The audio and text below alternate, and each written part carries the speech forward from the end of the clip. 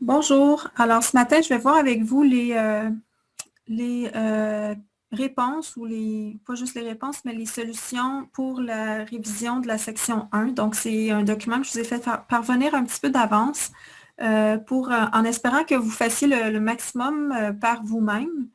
Et là, c'est sûr, ça va accrocher peut-être à quelques endroits. C'est ça le but de l'exercice. Donc là, vous allez voir qu'est-ce qui vous reste à travailler davantage là avant de l'examen afin d'être bien préparé.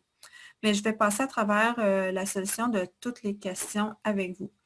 Alors, pour commencer, on a une question vrai ou faux que je vais voir via PowerPoint. Là, j'ai comme préparé un petit quelque chose.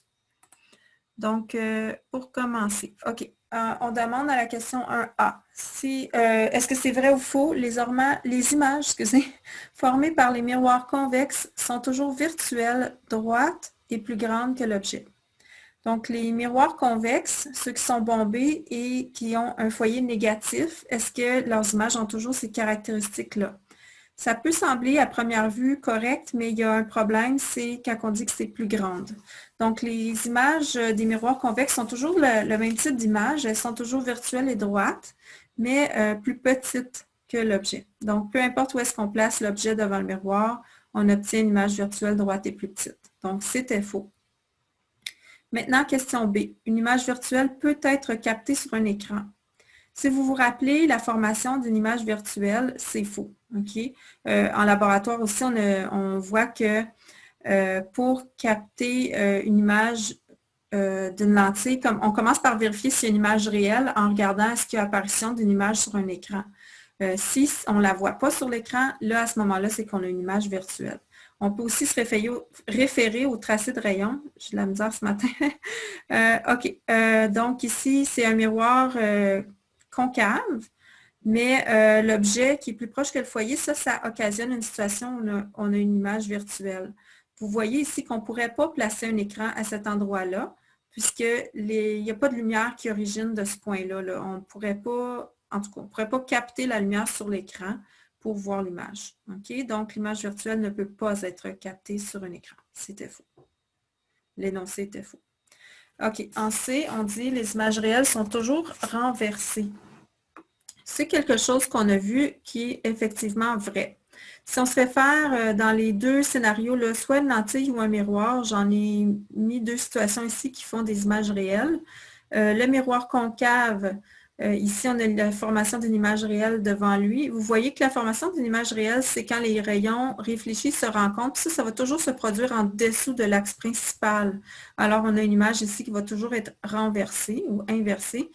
Même chose pour les lentilles. Si on a les rayons qui se rencontrent après avoir été réfractés par la lentille, c'est qu'ils vont se rencontrer sous l'axe principal, encore une fois, donc l'image va être à ce moment-là renversée. Donc, toutes les images réelles sont bel et bien renversées.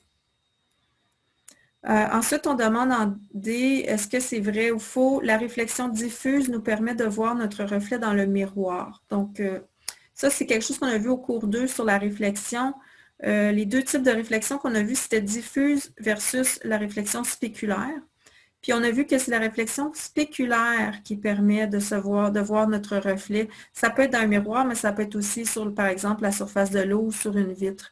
Dans le fond, la réflexion spéculaire se fait lorsque la surface elle est lisse microscopiquement. Donc, la réflexion se fait de façon organisée. Ça permet d'avoir une image qui est nette lorsqu'on regarde sur notre miroir. OK? Donc, l'énoncé était faux parce qu'on disait réflexion diffuse. Ce n'était pas le bon type de réflexion. En E, on dit, lorsque la lumière passe de l'air à l'eau, il existe un angle critique au-delà duquel toute réfraction devient impossible. La lumière subit alors une réflexion totale interne. Bon, on sait qu'il existe bel et bien un angle critique entre l'air et l'eau. Mais il y a un problème avec l'énoncé parce qu'on dit que la lumière ici passe de l'air à l'eau. Donc, dans l'énoncé, elle passe d'un milieu d'indice plus faible à plus élevé. Mais ça fait que le rayon se rapproche de la normale, puis le rayon réfracté, puis il ne pourrait jamais atteindre le 90 degrés et mener à la situation de l'angle critique. Si on fait un rappel là, de l'angle critique, OK, ça peut se produire lorsque le milieu 2 a un indice de réfraction plus faible. Oh, j'ai une erreur sur mon PowerPoint ici. Attendez un peu, je vais corriger ça. Donc, N2 plus petit que N1.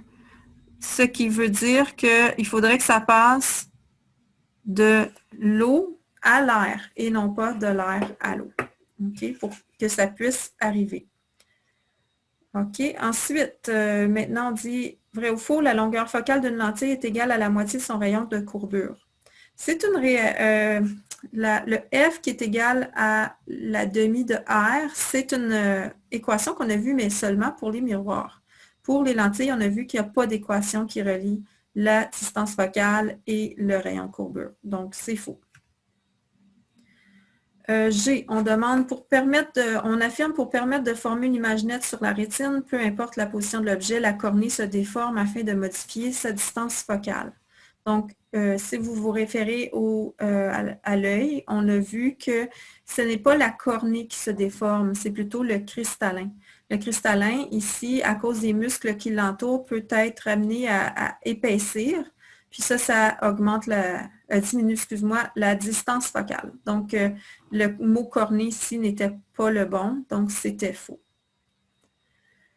Maintenant, on dit en H, dans un microscope, l'objectif forme une image de l'objet. L'oculaire utilise cette image comme objet afin de produire l'image finale. Bon, on parle ici de deux lentilles, l'objectif et l'oculaire. Ça, c'est déjà un bon point de départ. Si on se réfère au schéma ici qu'on avait vu pour le microscope, il est formé de deux lentilles convergentes. On a l'objet qui est proche de l'objectif. Puis, on dit ici, l'objectif forme une image de l'objet. C'est l'image intermédiaire. Ensuite, on dit l'oculaire utilise cette image comme objet afin de produire l'image finale. Donc, oui, l'image intermédiaire devient l'objet de l'oculaire et cela produit l'image finale. Donc, c'est vrai. On a vu dans le fond qu'on a un facteur d'agrandissement par-dessus un agrandissement qui était déjà là. On arrive à la question I. On dit pour obtenir une image virtuelle avec une lentille divergente, il faut que l'objet se trouve entre la lentille et son foyer. Donc ça, c'est faux parce que c'est la condition qu'on doit avoir pour une lentille qui serait convergente. La lentille divergente, elle, a fait une image virtuelle, peu importe où se trouve l'objet devant elle. OK, là, ça termine mon PowerPoint. Donc, on dit à la question 2. OK. Le zircon a un indice de réfraction de 1,92. Quel est l'angle critique pour du zircon entouré d'air? Alors, ici, dessinons le zircon, disons, du côté gauche.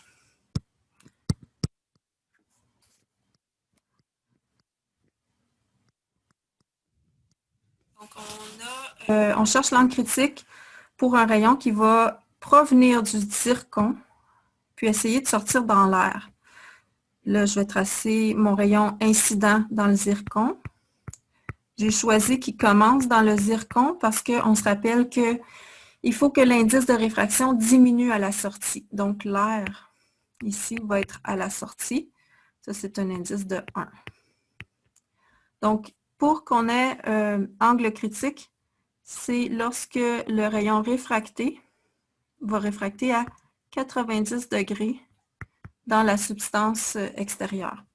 Donc là, je cherche l'angle critique ici, dans le milieu incident. Si je me réfère à l'équation de la réfraction, N1 sin de θ1 égale N2 sin de θ2. Ici, mon angle 2 est de 90 degrés. Je cherche l'angle 1, qui est mon angle critique. Puis là, j'ai N1, c'est 1,92. Donc, fois le sin de l'angle critique, c'est le premier, c'est lui que je cherche. Ça va être égal à mon indice dans l'air, 1, fois sin de l'angle à la sortie, 90 degrés. Le sin de 90 degrés, ça fait aussi 1. Donc, on se retrouve avec 1,92 sin de θ critique égale 1. Ou encore le sinus de l'angle critique égale 1 sur 1,92. Si vous avez parti de la feuille d'équation, vous êtes parti de cette étape-là. Mais c'est je demande de le supporter quand même par un schéma. Vous n'êtes pas obligé de faire le début de l'équation, vous pouvez utiliser l'équation de la feuille de formule, mais il faut appuyer par un schéma la formule qu'on utilise. Donc, on fait 1 divisé par 1,92. Ça me donne 0,5208. Maintenant, je vais faire Shift sin de ça et j'obtiens mon angle critique. Pour le zircon, c'est 31,4 degrés. OK, ça marche. Donc, on continue. Maintenant, la question 3. On dit on a un rayon lumineux qui se propage dans l'air, arrive à la surface d'un morceau de quartz. Donc, l'indice du quartz, c'est 1,46, mais une partie du rayon est réfractée, alors que l'autre partie est réfléchie. Une petite remarque, dans le schéma précédent, je n'ai pas tracé mon rayon réfléchi parce qu'il n'était pas vraiment utile, mais on aurait toujours un rayon réfléchi ici, comme ceci. OK, donc avec le même angle qui reste dans le même milieu. Maintenant, OK, là on dit une partie du rayon est réfractée, l'autre partie est réfléchie, déterminer l'angle compris entre le rayon réfracté et le rayon réfléchi. Donc là, on va vraiment devoir s'intéresser aux deux rayons. On va commencer par la réflexion. La réflexion, c'est simple, c'est comme si la surface ici, l'interface entre le quartz et l'air, c'est un miroir. Donc, le rayon va obéir à la loi de la réflexion, puis il va réfléchir ici avec un angle de 33 degrés par rapport à la surface de l'autre côté. Remarquez que ça, ce n'est pas vraiment l'angle de réflexion. L'angle de réflexion, ce serait par rapport à la normale. L'angle d'incidence aussi serait mesuré par rapport à la normale. On va avoir besoin de cet angle-là pour l'angle d'incidence, θ1 ici, pour le calcul de la réfraction. Fait que, comment on va aller chercher ça? Bien, on sait ici qu'entre la normale et la surface, on a 90 degrés. Donc, θ1 ici, je vais dire, c'est 90 degrés moins 33 degrés. Alors, 90 moins 33, ça me fait 57 degrés d'angle d'incidence. OK? Fait que j'aurais 57 là aussi. Si je voulais savoir. OK. Maintenant, le rayon réfracté, lui, il essaie de passer dans le milieu du quartz. Bien, il va réussir probablement parce qu'en fait, on passe d'un indice plus faible à plus élevé. Fait que c'est sûr qu'il va réussir. Il n'y a pas de réflexion totale interne dans une condition comme ça. Là, l'indice augmente, fait qu'il va se rapprocher de la normale. L'angle 2 devrait être un peu plus petit que l'angle 1. On va aller calculer l'angle 2. Donc là, il ne faut pas se servir du 33 degrés, mais bien de l'angle d'incidence θ1 qui est 57. Alors ici, on prend l'équation N1 sin de θ1 égale N2 sin de θ2. Alors, N1, c'est l'air. Je multiplie ensuite par le sinus de mon angle d'incidence 57 degrés. Et ça va être égal à l'indice 2 qui est le quartz 1,46. Sinus de θ2. Là, je cherche θ2. J'ai pas beaucoup de place, là, donc je vais un peu aller comme rapidement vers la réponse. Ce que je fais le sinus de 57. Assurez-vous d'être en degrés, hein, comme d'habitude. Donc là, j'obtiens une valeur. Ensuite, je divise par 1,46. J'obtiens, à ce point-ci, j'ai 0,5744. Puis, c'est ça qui est égal au sin de θ2. Donc là, je vais faire deuxième fonction, shift sin de mon 0,574. Puis là, j'obtiens l'angle θ2. θ2 égale à 35,06 degrés. Vous vous êtes peut-être rendu là, mais là, vous avez vu que ce n'est pas la réponse, hein, parce que ce n'est pas ça qui est demandé dans l'énoncé. On demande déterminer l'angle compris entre le rayon réfracté, je vais le mettre en rouge ici, l'angle entre le rayon réfracté et le rayon réfléchi. Donc, quel angle on veut ici? On veut cet angle-là en rouge. Alors, comment on va faire pour aller chercher la valeur de l'angle? Bien, ce qu'on sait, c'est que ici, on a 90 degrés entre la normale et l'interface. Donc, on pourrait dire 90 moins notre réponse θ2. Ça va donner l'angle de ce côté-ci. OK? Donc, si je vais l'appeler l'angle bêta. OK? Bêta, il va être égal à 90 degrés moins mon 35, oh, j'ai plus de place. Attendez un peu, je vais aller plus bas. 90 degrés moins 35,1 degrés. J'ai de la misère à écrire avec mon crayon. Je suis vraiment désolée, là. J'ai essayé de diminuer la sensibilité, mais je ne suis pas encore arrivée. 90 moins 35,1. Ça me donne 54,9 degrés. Donc ici, j'ai 54,9 degrés. Fait que la réponse, c'est la somme, l'angle recherché, c'est la somme de 33 degrés plus le 54,9 degrés, ce qui donne 87,9 degrés. Donc ça, c'est ma solution. Ici, je vais l'entourer de jaune. Non, ça ne marche pas ça. OK, l'entourer de rouge. Voilà. OK? Donc, un numéro pas facile, mais un coup qu'on a vraiment compris ce qu'il faut aller chercher, il faut être attentif aussi, là, parce que si on vous donne l'angle par rapport à la surface, il ne faut pas utiliser lui dans la loi de la réfraction, hein, de 33 degrés. Si vous êtes parti de cet angle-là, il n'y a rien qui va marcher. Mais c'est ça. Donc, un coup, vous comprenez la situation, c'est beaucoup d'étapes, mais chaque étape n'est pas si complexe que ça. OK, on poursuit. On dit maintenant, question 4. Anatole regarde l'image de Gonzague, ils ont des drôles de noms, là, dans un miroir plan. Si Anatole est à 1 mètre du miroir et à 4 mètres de l'image de Gonzague, quelle est la distance entre Anatole et Gonzague? Bon, là, ici, ce n'est pas un tracé de rayon, hein, c'est juste, il faut utiliser qu'est-ce qu'on a vu sur les miroirs plans? On a vu que l'image est produite. L'image d'un objet qui est en avant du miroir est produite derrière le miroir à la même distance. C'est juste ça qu'on doit utiliser, puis on place ça dans un petit schéma. Fait que mettons qu'on met notre miroir plan au milieu. OK?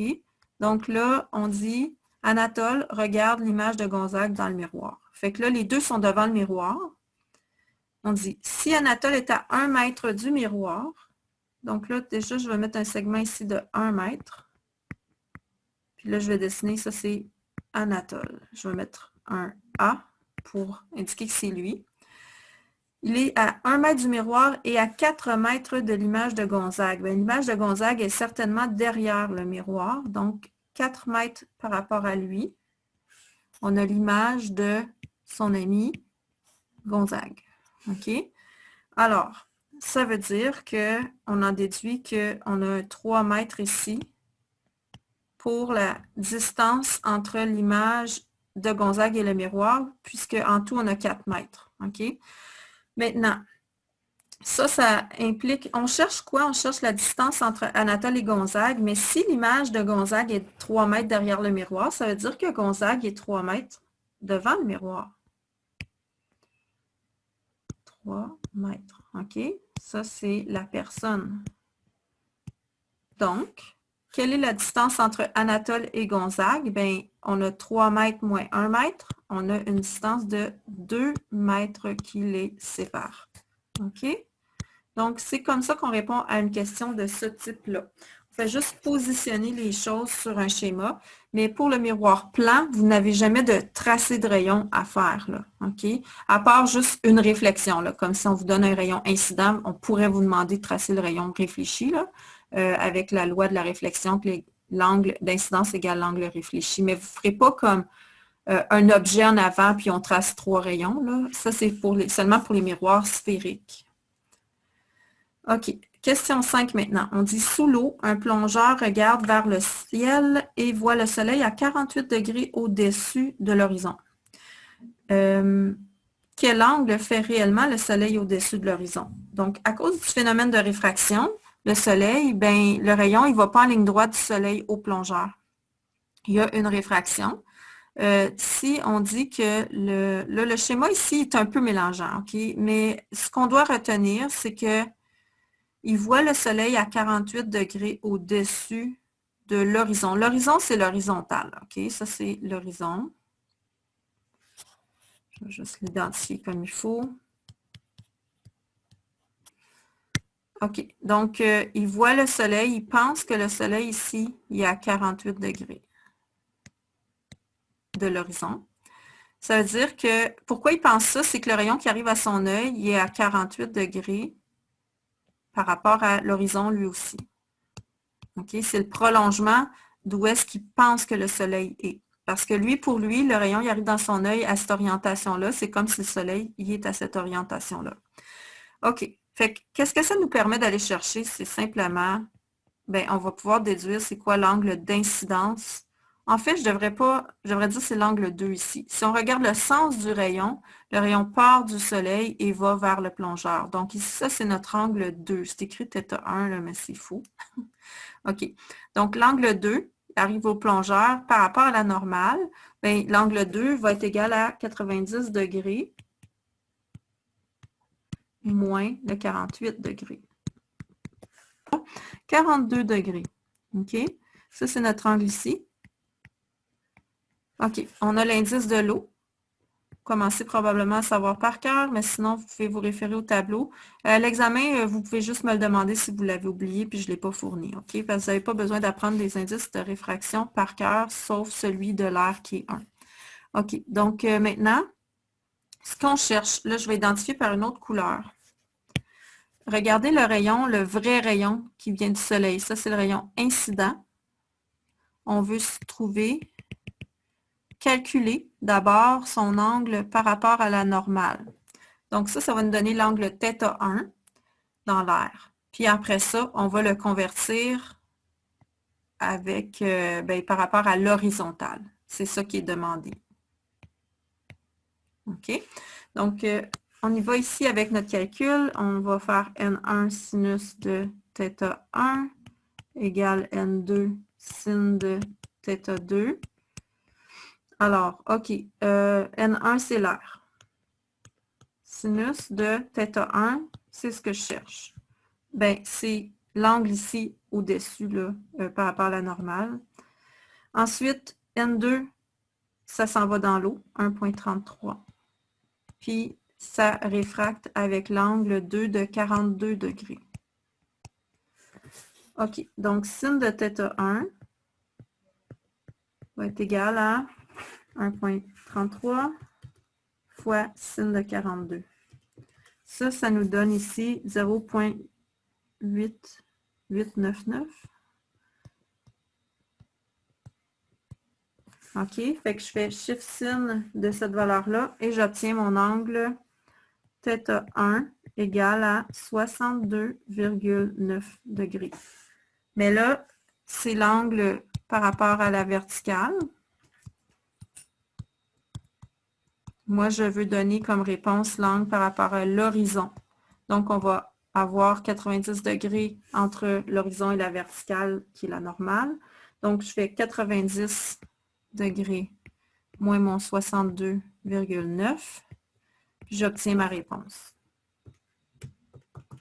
C'est 27,1 degrés au-dessus de l'horizon. Donc, définitivement, une grosse différence avec ce qui est perçu par le plongeur. Ce qui est perçu par le plongeur, c'était 48 degrés. OK. On continue avec la question 8. Ça ne va pas être facile, il va falloir que je fasse des lignes droites là-dessus. Une poupée de 24 cm de haut se trouve à 30 cm d'une lentille convergente dont la longueur focale est de 10 cm. Remarquez ici que la convention au niveau des foyers n'est pas la bonne. Là. Ça, il faudrait que je corrige ça si je vous donne une question comme ça dans l'examen. On a un objet ici à gauche. Alors, le foyer à droite, c'est foyer image, puis foyer objet, c'est le foyer qui est du côté de l'objet parce que notre lentille est convergente. OK? On demande en A de tracer les rayons principaux afin de déterminer graphiquement la taille et la position de l'image. Donc, dans le fond, ils sont gentils ici, on nous donne un peu la réponse, mais il faut qu'on y arrive. OK? Donc, les rayons principaux, si on veut les tracer, les rayons principaux, il y en a 3. OK? Fait qu'on commence par partir du sommet de l'objet. Puis, on part horizontalement. Ce rayon-là va passer par le foyer image. Ça peut être facile de le faire droit, là. Comme ça. OK. Ensuite, bon, je ne sais pas qu'est-ce que je viens de faire apparaître là. Prochain rayon, ça va être un rayon qui passe par le centre de la lentille et qui n'est pas dévié. Puis, troisième rayon, c'est un rayon qui passe par le foyer objet, mais quand il arrive à la lentille, lui, il va aller ensuite à l'horizontale après sa réfraction. OK? Fait que ça fonctionne ici. On voit que, OK, oui, notre image est bel et bien ici. Donc, elle est, on dit, déterminer graphiquement la taille et la position de l'image. Bien, c'est ce qu'on a fait. On l'a fait graphiquement.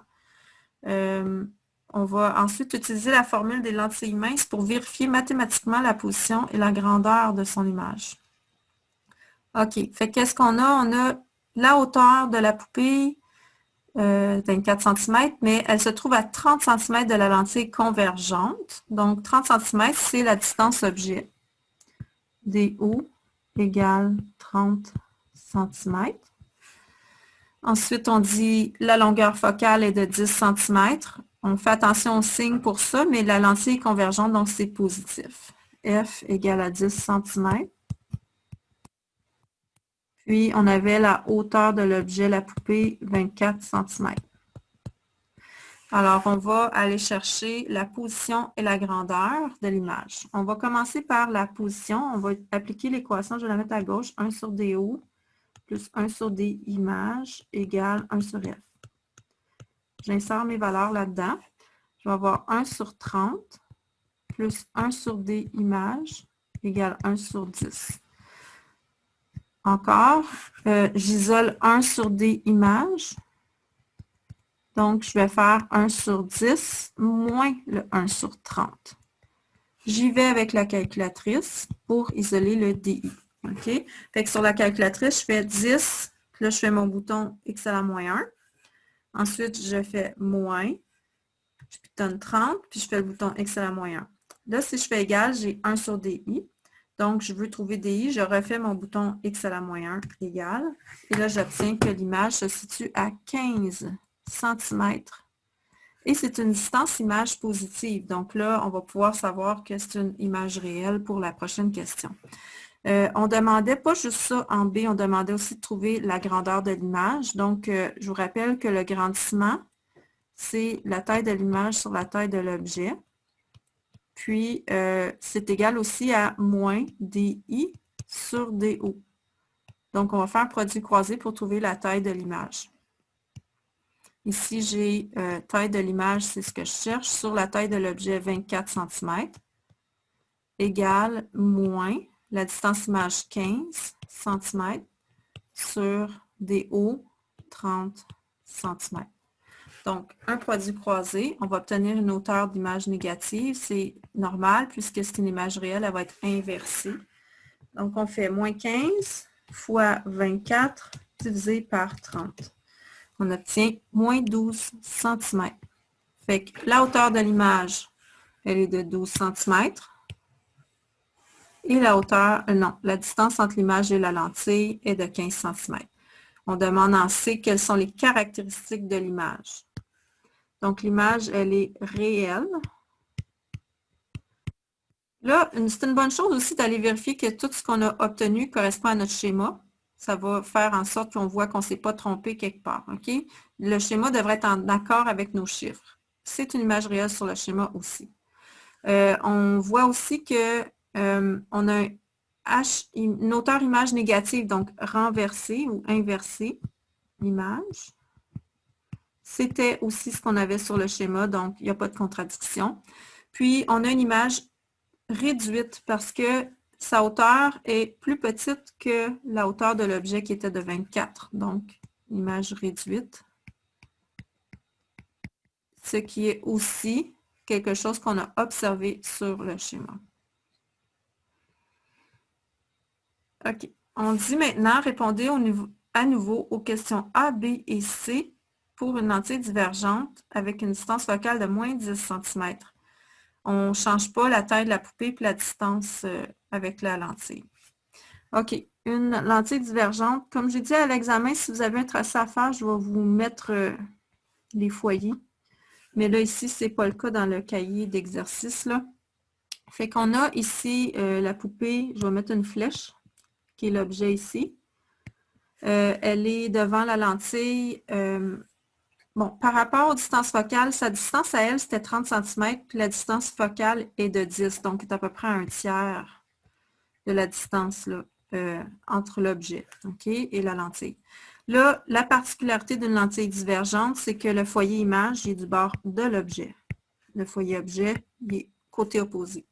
Fait que si on fait notre tracé de rayon, on va avoir le rayon horizontal, bien là, il va passer, il ne peut pas traverser et se rendre au foyer image. Fait qu'on va s'aligner avec le foyer image, puis il va réfracter comme ça. Ensuite, deuxième rayon, je vais faire le rayon qui va vers le milieu et qui n'est pas dévié, comme ça. Bon, excusez, là, je ne suis pas vraiment passée par le milieu, mais ça devrait traverser au milieu si on prend une règle. Maintenant, déjà, on aurait la position de l'image, parce que vous voyez que les rayons réfractés sont divergents, fait que c'est comme si notre image semble émaner d'ici. On pourrait faire le troisième rayon, ça serait un rayon qui pointe vers le foyer objet. Puis là, après ça, quand il arrive à la lentille, il réfracte horizontalement. Donc, lui aussi, si on le prolonge, un coup qui a été réfracté, il arrive au sommet de l'image. Donc, pour les questions, la suite de la question, on devait faire les calculs. Fait que tout ce qui va changer dans nos calculs au départ, c'est que si on utilise 1 sur DO plus 1 sur DI égale 1 sur F, c'est le signe de F. OK? Fait qu'on a 1 sur 30 plus 1 sur DI égale 1 sur moins 10. OK, donc 1 sur DI égale, je vais mettre le moins en avant, moi je trouve ça moins mélangeant, là, mais oh, ça revient au même. Peut-être pas, finalement sur la calculatrice, c'est peut-être mieux de faire 1 sur moins 10, moins le 1 sur 30 que j'ai amené à droite. Puis là, je vais calculer DI. Donc, on pitonne moins 10, bouton X à la moins 1, moins 30, bouton X à la moins 1, égale. Là, j'ai moins 0.1333. On fait encore le bouton X à la moins 1, égale. Et j'obtiens moins 7,5 cm. Bon, déjà, c'est bon signe. On a une image virtuelle et c'est ce qu'on a observé dans notre schéma. Puis de toute façon, pour les lentilles divergentes, ça devrait toujours être une image virtuelle et plus petite et à l'endroit. Donc, notre schéma, il semble correct. Maintenant, on va aller chercher la hauteur de l'image. OK? Hauteur de l'image sur hauteur de l'objet qui était de 24 cm va être égale à moins la distance image qui, elle, est négative, moins 7,5 cm, divisé par la hauteur de l'objet, non, la distance de l'objet, 30 cm. Bon, alors on voit que les moins s'annulent. OK? Fait que la hauteur de l'image, ça va être égal à 7,5 fois 24 divisé par 30. Ça donne 6 cm et c'est positif. Donc, quelles sont les caractéristiques de l'image? Elle est virtuelle parce que le DI est négatif. On a vu aussi dans le schéma une image virtuelle. Elle est droite. Elle est à l'endroit parce que la taille de l'image est positive. Donc, droite. Et elle est plus petite que l'objet. L'objet faisait une taille de 24 cm. Donc, elle est réduite. Voilà. OK. Encore un autre, mais là, cette fois, c'est un miroir. On dit un pain de savon de 5 cm de haut se trouve à 8 cm devant un miroir convexe dont le rayon de courbure est 84 cm. Tracez les rayons principaux afin de déterminer graphiquement la taille et la position de l'image. Donc, on y va ici avec un miroir. Tantôt, les rayons traversaient la surface, mais là, ils ne pourront pas traverser la surface. Fait que je fais mon premier rayon ici horizontal. Puis là, il doit réfléchir par rapport au foyer. Bon, ça irait mieux avec une règle. Mais c'est à peu près ceci. OK? Ça serait pour mon premier rayon. Deuxième rayon, il pointerait vers Ouais, je vois que je ne passe pas tout à fait par l'image où est-ce qu'elle était. Il pointerait vers le foyer, mais il ne va pas se rendre au foyer. Il va réfléchir à l'horizontale. Puis là, si je prolonge le segment horizontal, j'arrive ici, ça se croise où est-ce qu'ils ont mis l'image. Bon, troisième rayon, je ne le ferai pas, ça va être trop petit ici, mais il pointerait vers le centre de courbure, puis réfléchirait sur lui-même, puis là, on pourrait prolonger ça, puis arriver au même endroit. On veut utiliser la formule des miroirs pour vérifier mathématiquement la position et la grandeur de l'image. Donc là, cette fois, ce qu'on nous a donné, c'est le rayon de courbure, 84 cm. C'est un miroir convexe. Il faut faire attention, fait que dans le fond, à ça, je rattacherai un signe négatif. Là. R est égal à moins 84 cm. On se rappelle que F, c'est R sur 2. Donc, je divise le 84 en 2. Ça me donne un foyer de moins 42 cm. Ensuite, qu'est-ce qu'on avait d'autre? On dit qu'il est à 8 cm devant le miroir convexe. Donc, ça, c'est la position de l'objet, 8 cm. Puis, aussi, on a sa hauteur de l'objet qui est 5 cm.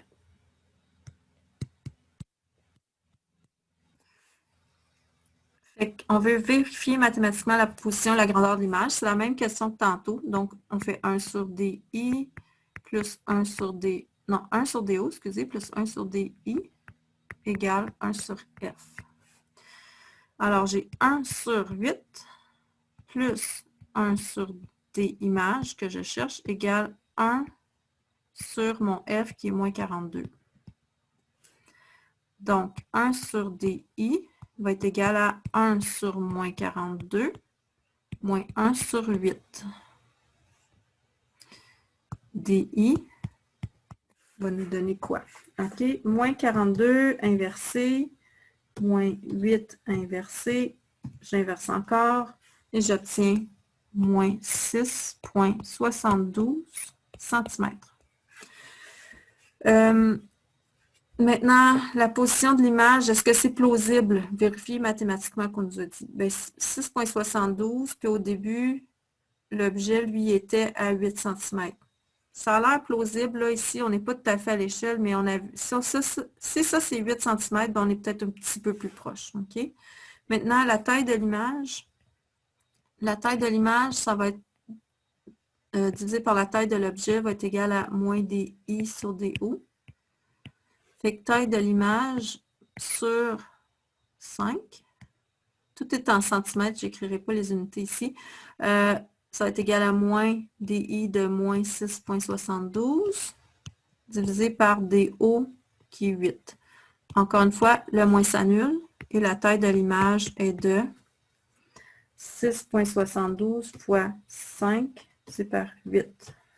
4,2 cm. Donc, juste un petit peu plus petite que l'objet. Et positive, donc elle est droite. Quelles sont les caractéristiques de l'image? Alors, elle est virtuelle, puisque DI est négatif. Elle est droite,